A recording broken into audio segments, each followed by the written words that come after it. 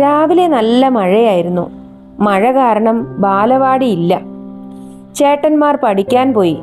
ഇപ്പോൾ മഴ തോർന്നിട്ടുണ്ട്. ചെറിയ വെയിലും വന്നു.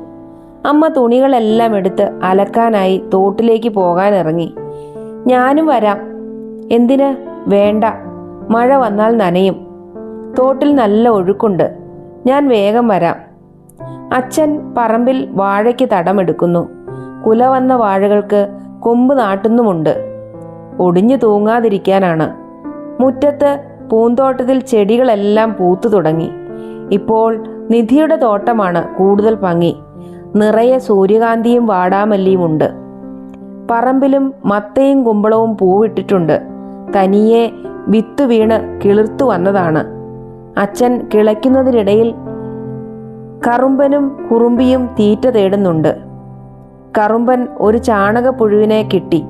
കൊത്തി വിളിച്ച് അത് കുറുമ്പിക്ക് കൊടുത്തു. അവൾ അതിനെ ഒറ്റ കൊത്തിന് വായിലാക്കി വിഴുങ്ങി. വലിയ പുഴു. തൊണ്ടയിലൂടെ അത് താഴേക്കിറങ്ങുന്നത് നോക്കി നിന്നപ്പോൾ ചിരി വന്നു. ഭയങ്കരി, പാവം പുഴു. അത് അവളുടെ വയറ്റിൽ ചെന്നാണോ ആവോ ചാവുന്നത്?